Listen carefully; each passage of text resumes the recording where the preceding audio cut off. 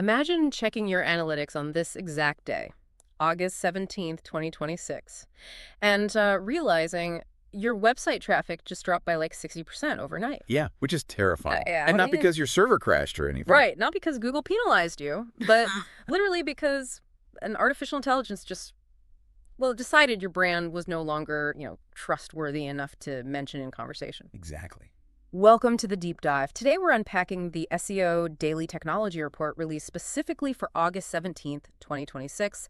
And honestly, the data here is staggering. It really is. I mean, the whole landscape has shifted. Completely. The old model of digital marketing, where you set up a digital storefront and basically begged a massive directory for the #1 spot, it's completely dead. We aren't optimizing for a search results page anymore. We're trying to get cited by machine inference engines. Yeah, and that hypothetical traffic drop you mentioned is becoming a harsh reality for so many brands right now. It's not a glitch. It's a fundamental change in the internet's infrastructure. Yeah. Because as of early 2026, Google's AI mode has almost entirely replaced the traditional SERP, the search engine results page, for any kind of complex query.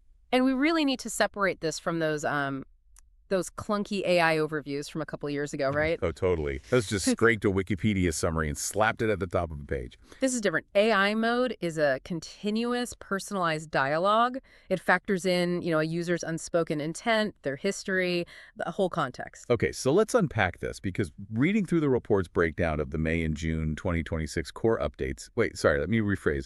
The shift is just wild. It's massive. It's like someone flipped over a Monopoly board mid-game. The old way of tracking position #1 was like, trying to be the most prominent billboard on a highway. You just wanted eyeballs. Right, just raw visibility. Exactly. But now, it's not about being a billboard. It's about being the underlying data that the AI relies on to even form a thought. So how does a machine even decide you are the right source to cite? Well, it does it through some pretty complex probabilistic math. Specifically, it's looking at a strict trustworthiness threshold. Okay, what does that mean in plain English? So in the old directory model, algorithms looked for, like, keyword density and basic backlinks. That is so rudimentary now. Before an AI model like Gemini or Claude feels confident using your data as foundational truth, it has to decide in milliseconds if you're safe. Safe, like brand safe. Safe as incredible. It asks, is this entity recognized across the web as an authority?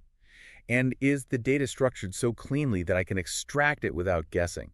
It's a huge philosophical shift from keyword matching to credibility verification. Which means the entire playbook has to evolve. I mean, if you're optimizing for a conversational engine instead of a search algorithm, what does that actually look like on the ground? That brings us to GEO. Right, Generative Engine Optimization. The report introduces this as the absolute standard practice as of August 2026. Yeah, GEO is the new baseline. And honestly, the most significant technical manifestation of GEO right now is the rapid adoption of the llms.txt file.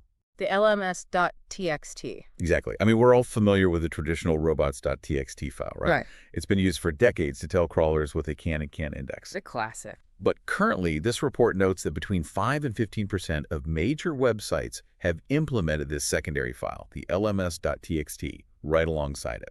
So if the robots.txt is essentially the bouncer at the club, checking IDs, pointing out public areas, keeping web scrapers out of the private back rooms, then this new llms.txt is like. Like what? It's like walking past the bouncer and handing a VIP customized menu directly to the chef. You're explicitly saying, here is our priority content, perfectly formatted for your ingestion. I like the menu analogy, but let's take it a step further.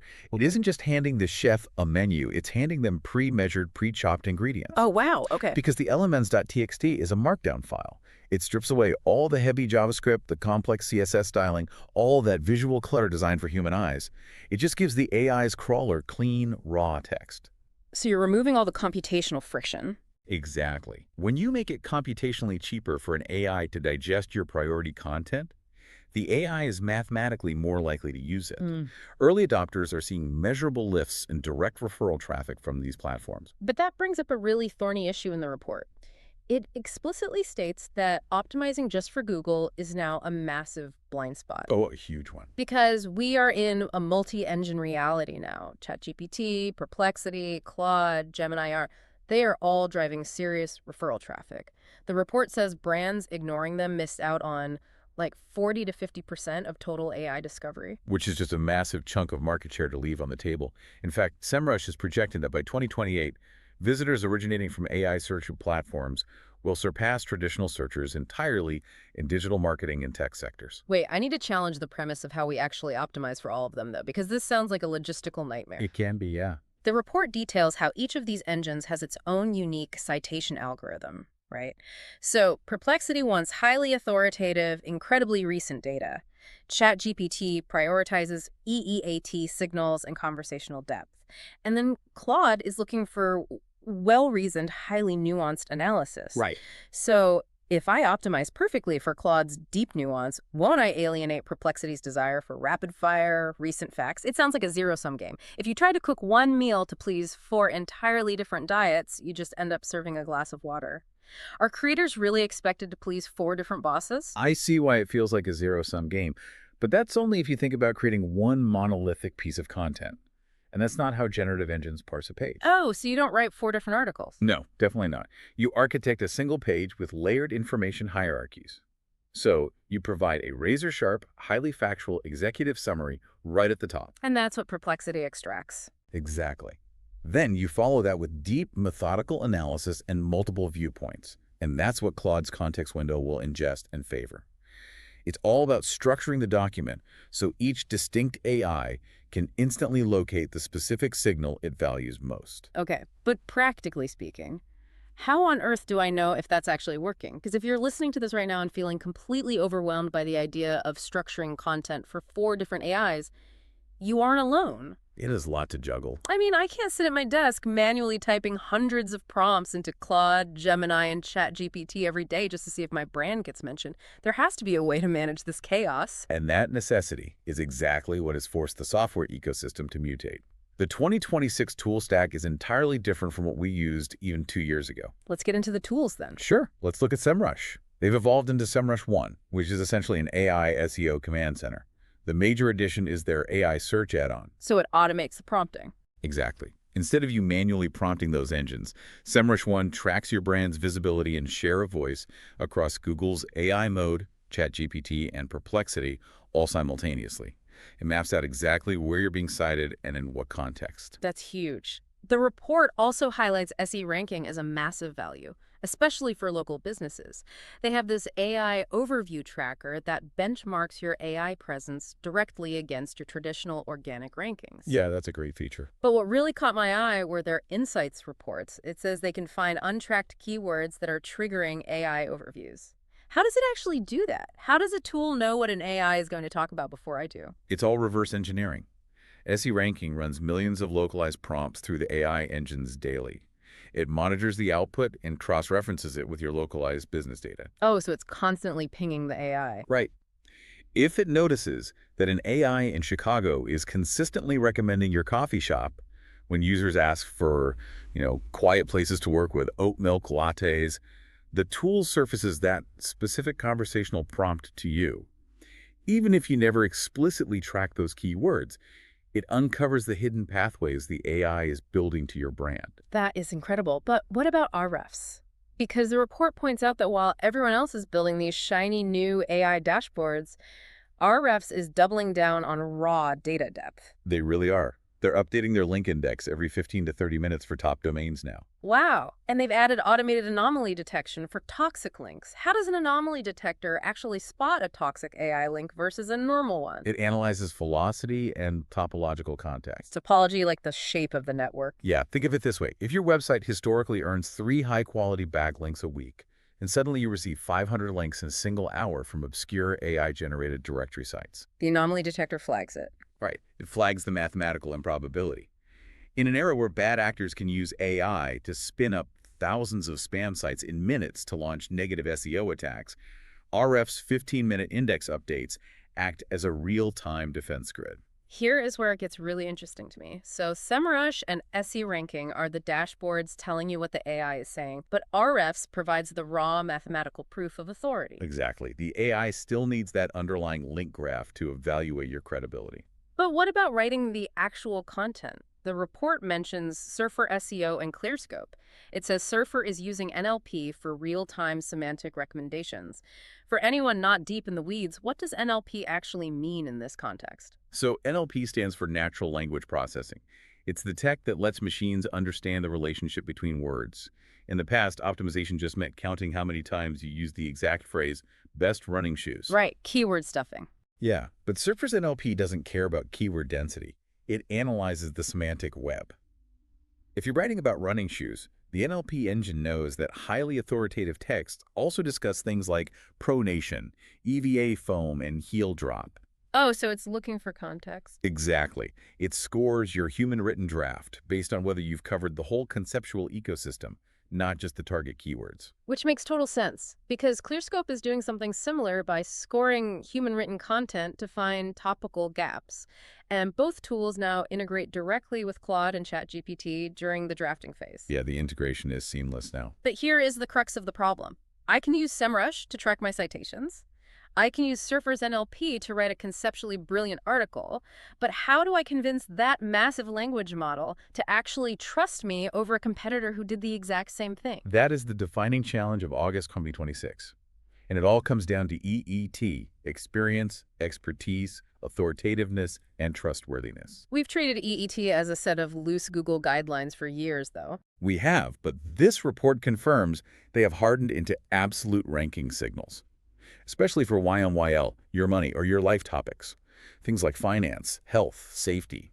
The AI's trustworthiness threshold for those topics is incredibly rigid. There's a quote in the report from Lana Volkov, she's an SEO and content strategy consultant, that really drives this home. Oh yeah, her section was great. Yeah, she says, earned media social mentions, reviews, and high-quality backlinks plays a key role in shaping how AI models perceive your brand. Because you just cannot optimize in a vacuum anymore.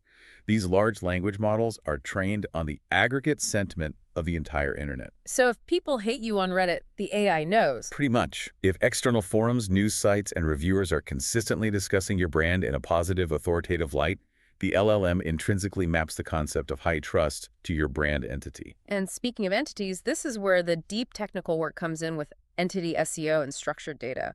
The report mentions JSON-LD formats like FAQ, organization, product, breadcrumb list. Yeah, the back-end stuff. If I understand this correctly, JSON-LD is a way of adding invisible, highly structured tags into your website's code. So instead of a machine trying to read your paragraph about a product to guess the price, it just downloads the exact data points from the code. Precisely. JSON-LD stands for JavaScript Object Notation for Linked Data. It literally translates your website from human language into a standardized machine dialect. So entity SEO is just defining the people and concepts on your site using this data. Exactly. Okay, so if EEAT is your brand's external street cred, what everyone else is saying about you, then structured data like JSON-LD is your meticulously formatted resume. I love that analogy. Because you could have the best street cred in the industry, but if you hand an AI a messy, unreadable resume, it can't extract the specific facts it needs. It'll just cite the competitor who handed them the clean data. That's an excellent way to frame it. You are handing the AI certainty. Because AI models, despite all their complexity, are inherently cautious. Right. They don't want to hallucinate. Exactly. If your JSON-LD explicitly defines your CEO's credentials, your product's exact specifications, your corporate entity details, the AI doesn't have to guess. It defaults to the structured certainty over the unstructured noise. But if earned media, external reviews, and overall brand sentiment are what actually train the LLM to trust that structured data in the first place, doesn't that mean PR and SEO are now basically the exact same job? It is a complete merger. Yeah. You cannot fake EEAT to a machine learning model that has literally read the entire internet. Wow. 10 years ago, an SEO team could sit in a silo, tweak some title tags, build a few links, and artificially inflate their rankings without PR ever even knowing. Today, if your PR team isn't generating actual positive coverage, your technical SEO team has absolutely no trust signals to amplify. They have to operate in complete lockstep. Okay, so we've talked extensively about how AI finds information, how we use tools to track it, and how we build trust through EEAT and JSON-LD so the AI will actually cite us. Right. But the final section of this August 17th, 2026 report outlines a frontier that completely changes the game. AI is no longer just a super smart librarian fetching answers for us. It is taking action. We are deeply into the era of agentic AI. This is where optimization moves from just visibility to actual utility. Hmm. Agentic AI refers to autonomous assistants that do more than summarize data. They execute tasks. They actually do things. Yeah, they don't just tell you the price of a flight. They navigate the booking system and buy the ticket for you. And the concept Dave Cousin, an SEO and migration consultant, brings up in the report is vital. He says, back-end SEO is becoming just as critical as front-end optimization. Let's make this concrete, because the protocols mentioned here, the Agentic Commerce Protocol, or ACP, and Google's Model Context Protocol, MCP, they sound incredibly abstract. They do, yeah. Walk me through a micro story of how this actually works. I'm sitting in my living room, I realize I'm out of coffee, and I tell my smart TV to order 2 bags of my usual dark roast from the local roaster. What actually happens in the background? Okay, so first, the voice assistant processes your command. Then, using Google's Model Context Protocol, MCP, the AI bypasses the web browser entirely. It doesn't even open in Chrome. Nope. It accesses your localized preferences and history to identify the specific local roaster. Then, it pings the roaster's website, but it doesn't look at their beautiful homepage design. It's not looking at the pictures of the coffee beans. Exactly. It queries their JSON-LD product schema to instantly verify that the dark roast is in stock and check the current price. So it's reading that structured resume we talked about earlier. Exactly. Once it confirms availability, the AI uses the Agentic Commerce Protocol, ACP. This protocol allows the AI agent to interact directly with the roaster's API endpoint. And an API is just a way for machines to talk to each other. Basically, yeah. It's essentially a digital handshake, a secure doorway into the backend database. The AI agent passes your saved payment token through that doorway, authorizes the charge, and receives a confirmation receipt. The coffee is ordered, and no human eyes ever saw the roaster's actual website. Honestly, that is a mix of awe and terror for anyone who builds websites, because it means the website is no longer just a visual storefront. It is an API meant to be driven by a bot. That's exactly what it is. So if that local coffee roaster hasn't optimized their backend, like if they don't have ACP enabled or if their JSON-LD is broken, what happens? The transaction simply fails. The AI agent will not try to click around a broken visual interface like a human would. It's just going to instantly pivot, route your request to a competitor whose backend is optimized for agentic commerce, and buy their coffee instead. Wow. Yeah, if your backend architecture isn't formatted for an AI agent to execute a task seamlessly, your business practically ceases to exist in the smart device ecosystem. So bringing this all together, the paradigm shift we are navigating as of August 17, 2026 is just monumental. It's a completely new world. We have watched the directory model of the traditional SERP die, replaced by inference engines that require Generative Engine Optimization and llms.txt files. We've seen tracking tools like Semrush and Ahrefs mutate into anomaly detectors and AI insight generators. Right. We've realized that PR and entity SEO have completely merged because you can't fake trust to an LLM. Right. And now we are optimizing our very back-end databases so autonomous agents can execute commerce without ever looking at a screen. It is the complete reindexing of the internet. We are now building the web for machines first and humans second. And if you're listening to this right now, whether you are a marketer scrambling to retain your brand share of voice, a developer building the next generation of API endpoints, or just someone trying to understand how information flows today, this shift is unavoidable. Absolutely unavoidable. Understanding how a machine decides what is true, what is authoritative, and what is actionable is the single most critical digital literacy skill you can have in 2026. Because these machine inference engines are no longer just tools we use.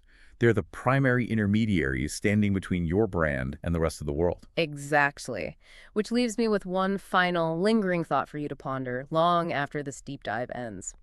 If back-end protocols like ACP and MCP eventually allow autonomous AI agents to handle all of our reading, our shopping, and our booking for us invisibly in the background, what happens to human-centric web design? It's a great question. If machines are the primary consumers of the internet, executing transactions via APIs in milliseconds, will the traditional, beautifully designed visual website, that storefront window we used to spend thousands of hours perfecting, eventually just become a nostalgic relic?